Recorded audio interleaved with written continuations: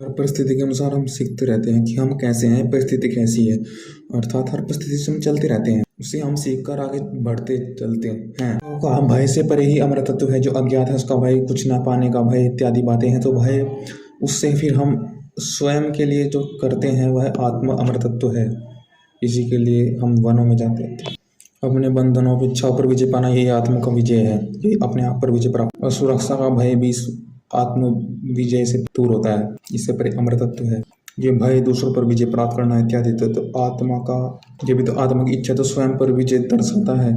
दूसरों पर विजय के भय से दूर जाने के लिए आत्मा को जानना आवश्यक है। क्या विजय सुख में है, या सुख का भाव दूसरे के लिए विजय के लिए उकसाता है? जो अपना आत्म का सुख, अंदर सुख का भाव है, उसी पर विजय प्राप्त करने वाला असली विजेता होता है। असली विजय कार की प्रसिद्धि वह आकाश किसमें उत्प्रोत है? याज्ञवल्क्य जी कह रहे हैं कि वह आकाश वह उस ब्रह्म में उत्प्रोत है। वह तो नहीं होते किसी में ईश्वर, वह असंग है। न वह वायु है, न वह आकाश है, न वह स्थूल है, न वह अणु है, न वह ह्रस्व है, न वह दीर्घ है, न वह लाल है, न वह घी की तरह चिकना है, न वो छाया है, न वो अंधकार है, न वो आकाश है, न वो आयु है, न वो नेत्र है, न वो मन है, न वो कान। तेज रहित वो स्वयं से है। मुख रहित है, वह मात्रा रहित है। वह अक्सर कुछ भी खाता नहीं, न उसे कोई खाता है।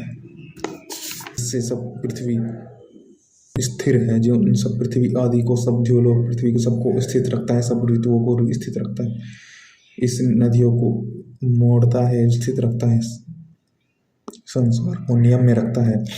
अब देखते हैं विदग्ध और याज्ञवल्क्य संवाद कि कौन कितने देवता हैं। तो उन्होंने कहा कि 33, जो हमें की जो संख्या विश्वदेव मंत्रों में कही गई 33, 330 और 3000 इत्यादि, तो उसकी महिमा को दर्शाने के लिए इतनी संख्या बढ़ा दी गई। वैसे 33 देवता हैं, वह हैं 8 वसु, 11 रुद्र और 12 आदित्य और इंद्र और प्रजापति। प्रजापति पालने वाले पशु, जिसने सृष्टि रची है उसकी शक्ति, सृष्टि की बनने वाली शक्ति। और इंद्र वह मेघ, बिजली, जो जीवन का हेतु है।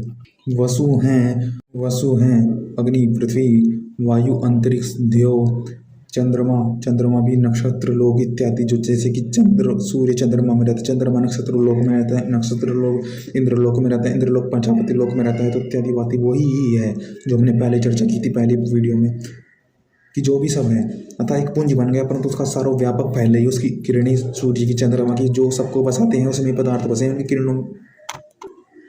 उन्हीं की किरणों में पदार्थ बसे हैं। ये पृथ्वी सब सार पदार्थ उसी चंद्रमा, सूर्य, आदित्य की वसु, इन वसुओं के किरणों पदार्थ में बसे हैं, इन्हें बसे हैं। तो रुद्र कितने 10 प्राण हैं जो, और मरने के बाद एक रुद्र प्राण, तो 11 प्राण हो गए जो रुलाने वाला। अब देखते हैं आदित्य कितने, 12 मास, महीने के 12 मास आदित्य हैं। ये आदित्य आयु को ले जाने वाले थे, क्योंकि हम प्रकाश मिला और कुछ कर लिया, उसके बाद अंत होता है, तो हम सारी आयु को ले जाते हैं। संसार चल रहा है, इतने लोग व्यक्ति की आयु क्षीण हो गई, व्यक्ति चले, शरीर उनका नष्ट, सन, चंद्रमा, सूर्य उनको देखते रहे हैं। तो 12 आदित्य, यह 12 मास है। विदग्ध इंद्र कौन सा है? याज्ञवल्क्य कहते हैं वह गरजने वाला मेघी इंद्र है, और प्रजापति पशु, तो वो लोग सब है। चंद्र नक्षत्र लोग, इंद्रलोक, देवलोक भी कहते हैं जिसको, देवता देने वाले, इंद्र गरजने वाले, मेघ जो हमें अन्न देता है वो मेघ, और उसी से जीवन चल रहा है। इंद्रलोक वही है, वही आदित्य, वही देव है।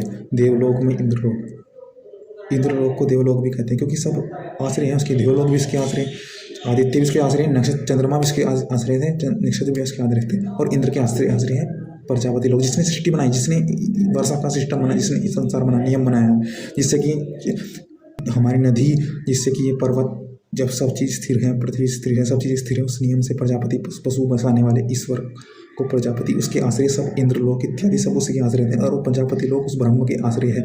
उसकी चारों ओर जब इंद्र, वो प्रजापति लोग हैं, इंद्र उस बड़े प्रजापति के आश्रय है, तो प्रजापति उस ब्रह्म के आश्रय है, सब उस ब्रह्म के आश्रय हैं। कि 6 कौन से हैं देव?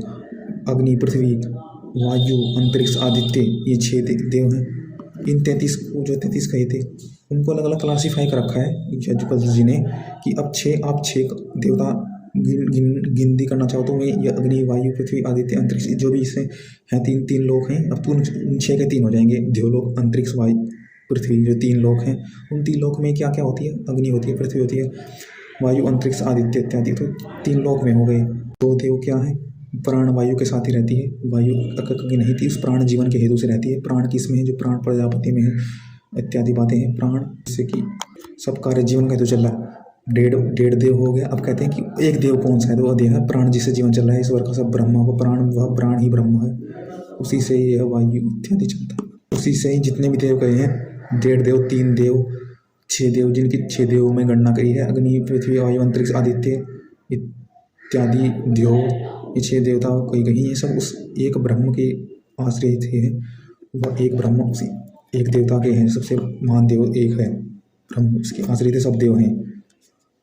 तो एक देव कौन है? जो इन सब देव में निहित हो सकता है, वह ब्रह्मदेव है।